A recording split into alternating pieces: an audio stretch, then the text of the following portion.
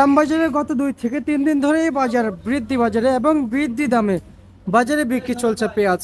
কিন্তু আজকের চলমান বাজারে কত টাকা পরিমাণে পেঁয়াজ, আলু, রসুন বেচা বিক্রি রয়েছে আমরা সেটা জানিয়ে দেবো। সরাসরি যুক্ত হচ্ছি ব্যবসায়ীদের সঙ্গে।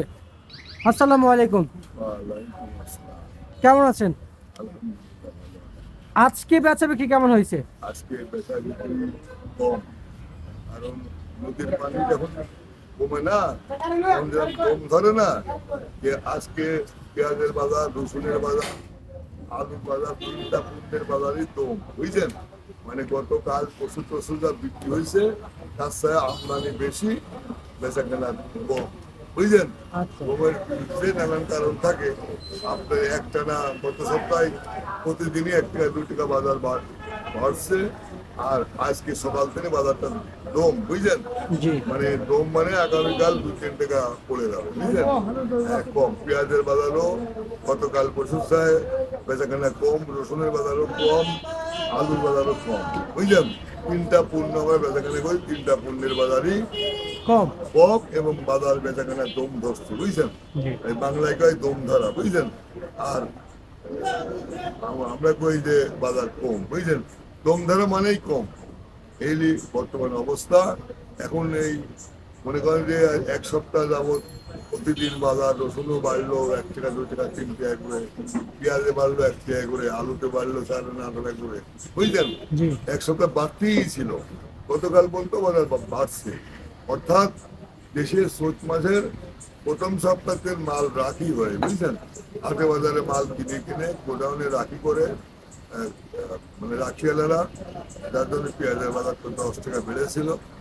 আলু সারা চৈত মাসে মাল কিনে কোলেস্টোরে রাখি করে 400 কোলেস্টোরাল বাংলাদেশে 1 কোটি টন আলু, 1 কোটি টন আলু সেখানে সংরক্ষণ হয়।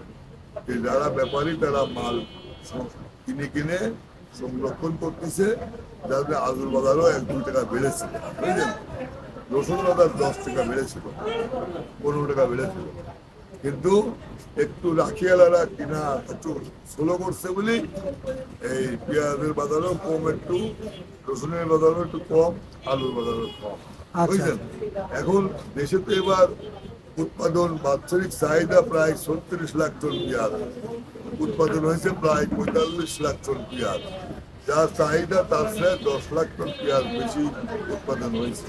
সারা বছরে কখনো পেঁয়াজ হাইলাইট হবে না, পেঁয়াজের দাম অস্বাভাবিক হবে, পেঁয়াজের দাম সারা বছরই সহনীয় পর্যায়ে থাকবে, বুঝলেন? রসুনও যার চাহিদা তার সাথে 2-1 লাখ টন অতিরিক্ত উৎপাদন হয়েছে, কখনো হাইলাইট হবে না, কখনো রসুনের দাম অস্বাভাবিক হবে না, বুঝলেন? আদার দামও কম, চায়না আদা বিক্রি হচ্ছে আপনার 100-102 টাকা, কেরালা বেচা হচ্ছে 95-90 টাকা। আমাদের এই পেঁয়াজ, রসুন, আদা, এই তিনটা পণ্য হলেই মশলা হিসাবে তরকারির ব্যবহার হয়।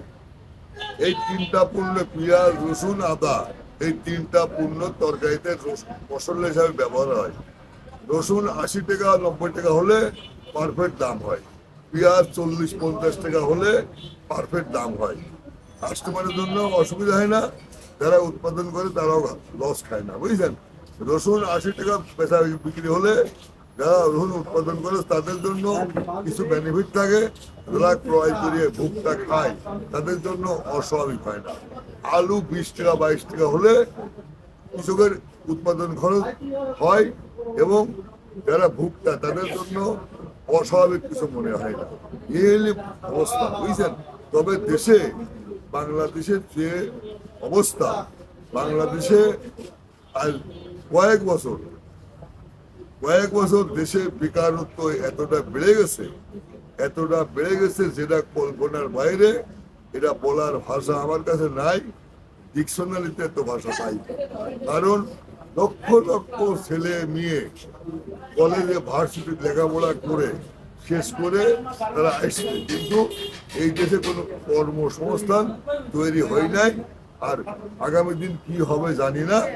তবে নতুন সরকার আসছে, 18 কোটি মানুষ বুক ভরে নিঃশ্বাস নিচ্ছে, বিভিন্ন সংস্থা চালু হচ্ছে। এখন যদি গেলে কোনো কর্মসংস্থান তৈরি হয়, মিল কারখানা তৈরি হয়, কৃষিখাতে যদি বিপ্লব ঘটে এবং বিভিন্ন রেল খাতে যদি গেলে উন্নয়ন শুরু হয়, শিক্ষা খাতে উন্নয়ন শুরু হয়, 41টা দপ্তরে যদি উন্নয়ন শুরু হয়, কিছু বেকারত্ব দূরীকরণ হবে। আজ যদি এটা সংস্থায় কোনো মানে উন্নয়ন না মানে উন্নতি না হয়, রেল খাতে, শিক্ষা খাতে, স্বাস্থ্য খাতে, এরা অনেকগুলি খাত আছে, এগুলি যদি উন্নয়ন না হয়, উন্নতি না হয়, এগুলি উন্নতি না করে, তাহলে বেকারত্ব দূরই হবে না। এই দেশের বেকারের পোশাখাতে এই দেশ আস্তে আস্তে অচলের পর্যায়ে চলে যাচ্ছে। আচ্ছা, আপনি তো বলেছেন যে পেঁয়াজের দাম 40 থেকে 50 টাকা থাকলে ভালো হতো, 80 থেকে 90 টাকা রসুন থাকলে ভালো হতো, কিন্তু সেই রসুন আছে কত বিক্রি চলছে? যখন আজকে বিক্রি হচ্ছে সর্বোচ্চ 65 টাকা, সর্বনিচে রসুন। আর পেঁয়াজ কত বিক্রি চলছে? পেঁয়াজ সর্বনিচে বিক্রি হচ্ছে 26 টাকা, সর্বোচ্চ বিক্রি হচ্ছে 30 টাকা। আর মেহেরপুর সুঙ্গারের পেঁয়াজ 20 টাকা 22 টাকা বিক্রি হচ্ছে। আসলে এই দেশ বুঝছেন, এই দেশ শিল্পায়ন দেশ না। এই দেশে বহুত শিল্প হয়েছে, এই দেশে বহু শিল্প খাতে সরকার লোন দিয়েছে, বিনিয়োগ করেছে কোটি কোটি ডলার, কিন্তু এই দেশে শিল্প খাতে তেমন উন্নতি দেখা যায় না। এই দেশ হলে কৃষিয়ায়ন দেশ, কৃষিপূর্ণ দেশ, মাটি ভালো, সোনার মাটি, সোনার দেশ, ফলে ফুলের দেশ। এই দেশে যতক্ষণ না কৃষি বিপ্লব ঘটবে ততক্ষণ এই দেশের উন্নতি হবে না, বেকারত্ব দূরীকরণ হবে না, দিন বেকার বাড়বে। আর কৃষি বিপ্লব ঘটানো হয়, তাহলে লক্ষ লক্ষ লোক, লক্ষ লক্ষ বেকার কৃষির উপরে গবেষণা করবে, কৃষির উপরে তারা চাকরি করবে, কৃষি অফিসে চাকরি করবে। আপনার কৃষকের উন্নতির জন্য যেগুলি উপকরণ লাগে বহির্বিশ্ব আমদানি করবে, তাহলে কৃষকের উন্নতি হলে আপনার এই বেকারত্ব কিছু দূরই হবে। কারণ এই 1,23,00,000 কৃষকের পিছে 70 লক্ষ ক্লাসের শ্রমিক কাজ করে। এখন কৃষি বিপ্লব ঘটালে গিয়ে তাদের লক্ষ লক্ষ প্রথম শ্রেণীর, দ্বিতীয় শ্রেণীর, তৃতীয় শ্রেণীর কৃষি অফিসার নিয়োগ দেওয়ার দরকার আছে, বুঝলেন। তবে কৃষি উন্নয়ন ঘটাতে হলে ওই চাতক পাখি যেমন আকাশের দিক চেয়ে থাকে পানির জন্য, বুঝলেন, ওইরকম ভাবে কোনো কৃষক যদি চাতক পাখির মতো আকাশের দিক চেয়ে থাকে বৃষ্টির জন্য, তাহলে দেশে ফসল উৎপাদন হবে কম, ফলন হবে কম।